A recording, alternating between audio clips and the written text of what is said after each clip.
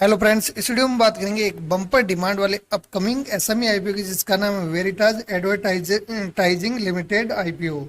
तो ये आईपीओ 13 मई को ओपन हो रहा है और 15 मई को क्लोज हो जाएगा। तो इस वीडियो में हम इस कंपनी का सारा रिव्यू करेंगे कि कंपनी किस सेक्टर की है, क्या काम करती है और ये फाइनेंशियली और फंडामेंटली कैसी कंपनी है, यानी कि प्रॉफिट मेकिंग है या लॉस मेकिंग है, और इसके साथ इसकी ग्रे मार्केट में क्या डिमांड चल रही है, जिससे हमें लिस्टिंग गेंद का अंदाजा मिलेगा। तो बने रहिए वीडियो के लास्ट तक। सबसे पहले बात करें इसकी डिटेल की, तो इसका फेस वैल्यू रखा गया है 10 रुपीज पर शेयर। इसका प्राइस बैंड रखा गया है 109 रुपये से 114 रुपये, और इसकी लोट साइज रखी गई है 1200 शेयर की, यानी कि एक लोट में 1200 शेयर आएंगे। और ये कंपनी टोटल इशू लेकर आ रही है 8.4 करोड़ का, जो कि सारा का सारा फ्रेश इशू है। और इस आईपीओ की लिस्टिंग होगी एनएसई एसएमई पर। अब सबसे पहले बात करते हैं इसकी ग्रे मार्केट में क्या डिमांड चल रही है, जिससे हमें लिस्टिंग गेंद का अंदाजा मिलेगा। तो आज की डेट में इसका ग्रे मार्केट में प्रीमियम चल रहा है 100 रुपीज पर शेयर, और इसमें 1200 शेयर की लोट है। तो एक लोट पे फायदा बता रहा है 1,20,000 रुपए का। और परसेंटेज वाइज देखें तो लगभग 88% का रिटर्न मिलने वाला है, जो कि एक बम्पर रिटर्न है किसी भी एसएमई आईपीओ के लिए। तो ओवरऑल देखें तो इसकी डिमांड काफी जबरदस्त चल रही है। अब बात करते हैं कि ये कंपनी करती क्या है, यानी कि किस सेक्टर की कंपनी है। तो ये कंपनी 2018 में स्थापित हुई, यानी कि अपने सेक्टर का काफी विस्तार कर चुकी है। और ये एक व्यापक विज्ञापन एजेंसी है, जो विभिन्न प्लेटफॉर्मों पर 360 डिग्री सेवाएं प्रदान करती है। यानी कि ये अलग अलग साइटों पे जो कंपनियां होती है उनके विज्ञापन करती हैं।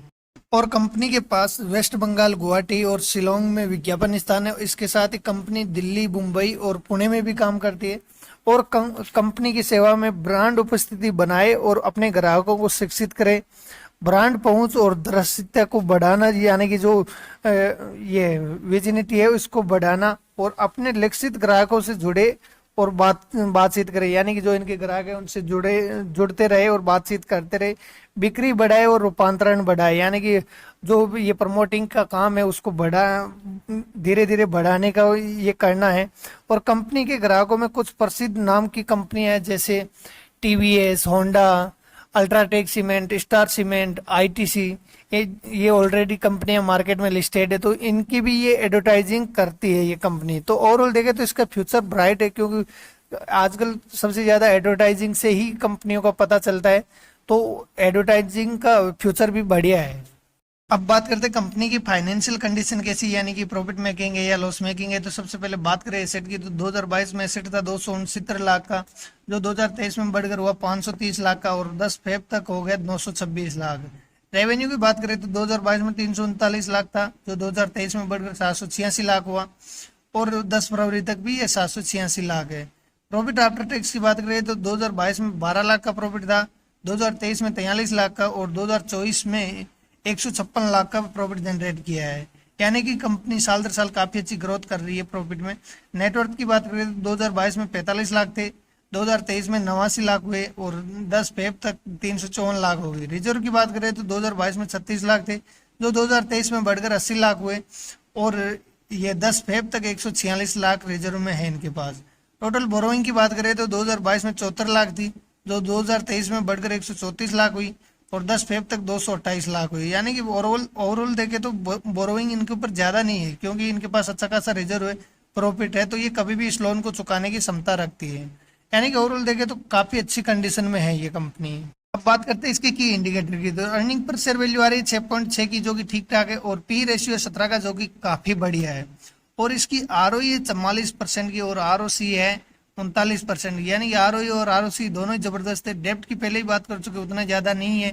डेप्ट की वैल्यू आ रही है 0.6 की, और रिटर्न ऑन नेटवर्थ आ रही है 44% की, जो भी जबरदस्त है। यानी कि ओवरऑल देखे तो कंपनी फाइनेंशियली और फंडामेंटली काफी स्ट्रॉन्ग कंपनी नजर आ रही है।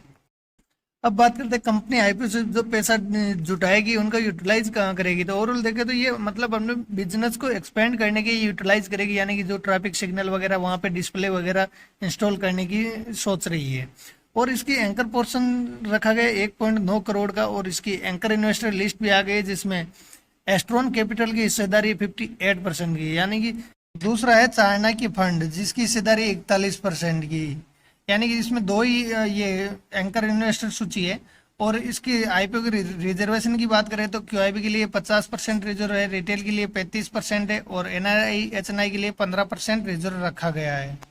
अब बात करते हैं इसकी लॉट साइज की। तो रिटेल कैटेगरी में मिनिमम एक लॉट के लिए अप्लाई करना होगा, जिसके लिए 1200 शेयर के लिए अप्लाई करना होगा और इसके लिए 1,36,800 रुपये इन्वेस्ट करना होगा। और HNI में 2 मिनिमम लॉट अप्लाई करना होगा। अब बात करें इसके अलॉटमेंट की, तो इसका अलॉटमेंट आएगा 16 मई को, रिफंड होगा 17 मई को और इस IPO की लिस्टिंग होगी 21 मई को। अब फ्रेंड हमने इस कंपनी का सारा रिव्यू कर लिया है कि किस कंडीशन में है और इसकी डिमांड इतनी क्यों है, सारी चीजें हमने बात कर ली है। तो फाइनली हमें डिसीजन लेना है कि इस IPO में अप्लाई करना चाहिए या अवॉइड करना चाहिए। तो अभी तक के हिसाब से काफी अच्छा लिस्टिंग गेन मिलने के चांसेस है, तो इसमें अप्लाई कर सकते हैं। एवरेज मान के चलते 50% के करीबन तक भी रहता है, तो अच्छा खासा लिस्टिंग गेन मिलने के चांसेस रहते हैं। और फ्रेंड, तो किसी भी IPO में अप्लाई करने से पहले अपनी खुद की रिसर्च करने के बाद ही अपना ओन डिसीजन लेना चाहिए, क्योंकि SME IPO बहुत ज़्यादा रिस्की भी होते हैं। तो अपनी खुद की रिसर्च करने के बाद में ही लेना चाहिए। और फ्रेंड, IPO के अलॉटमेंट के चांसेस बढ़ाने के लिए आप फैमिली मेंबर के डीमैट अकाउंट खोल सकते हो, जिसका लिंक मैंने डिस्क्रिप्शन में दे रखा है। और फ्रेंड, वीडियो अच्छा लगा तो वीडियो को लाइक कीजिए, चैनल को सब्सक्राइब कीजिए, साथ में बेल आइकन को भी ऑन कर दीजिए ताकि हमारे वीडियो का नोटिफिकेशन आपको मिलता रहे। धन्यवाद।